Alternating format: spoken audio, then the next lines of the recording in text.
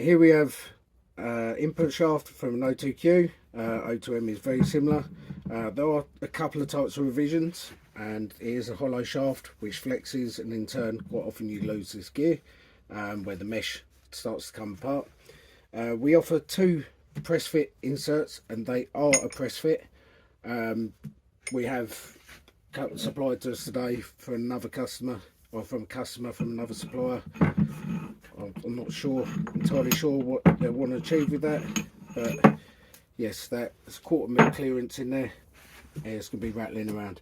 So, but we regularly have people struggle, or they order the wrong part. There are two different lengths, as you can see here.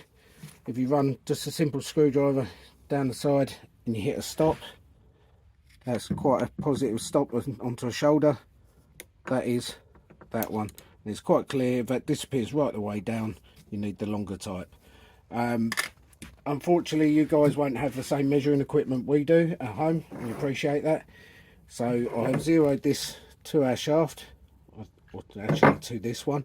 That one is now slightly smaller. It's a slightly revised design with the air release on there as well. These will follow, but that is zeroed to there, and I have zeroed this dial gauge. You actually get to go to 0 to that. So that 0 is exactly the same size as our shaft.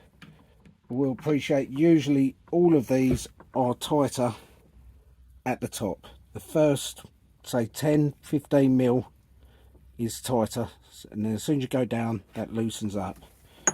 Just over to the edge, get a bit better readings. So now that actually has a clearance to our shaft. But what I'd advise, and what I find on every single one we do in-house, is just to get a die grinder and just take out, say 20 mil down, run down and just open the top up with a die grinder.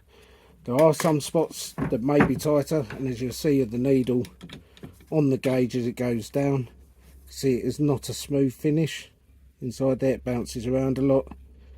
So, but installation, we'll run through this in another clip, but we put these in the freezer to reduce the size down, and it will shrink a little bit, and I generally heat these to about 200-300 degrees. Then we use a press to press this in. It doesn't always go to plan. Sometimes you will get a burr and it will pick up. There's absolutely nothing you can do at that point apart from to cut it off and just make it smooth. Once you get to this point, you're talking 10-20 tons of pressure. You will not retract that back out, and once it picks up, if that does pick up and hit a bird, that will just stop, and once the temperature's normalised, that won't move. But with that tight press interference fit, that is making this a solid shaft, something that is 1/4 mil smaller. And it flops around. This bit of a gimmicky type thing really, but I hope this helps anyone with the install. I will do a video and some other clips of where I clearance it, and like I say, I appreciate you won't have this measuring equipment, but I'm hoping this gives an insight. You can see that right at the top, that is 0.0708 mil tighter than the shaft, but as soon as you work your way down, it opens up more.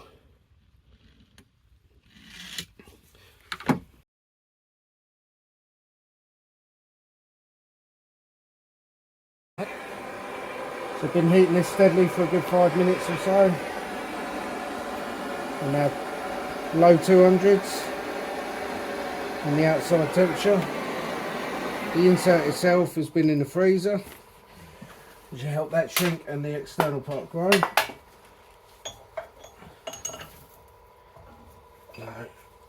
Here we have a 20-ton press. I'd always advise you use a press to install this.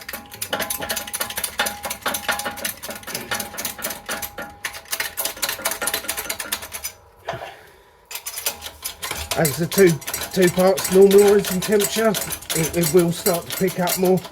It's just where one part is smaller due to the thermal change.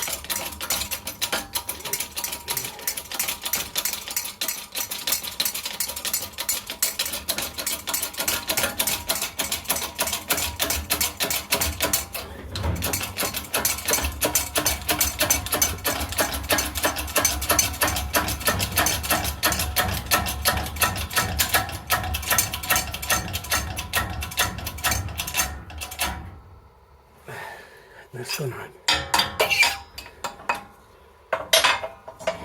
And there we go. That is one insert. It's very hot. Fully installed. So we'll let that cool down now, and be ready to put maybe a bit of TIG weld just around the top. Not that it should ever come out, but it's just a practice we've got into.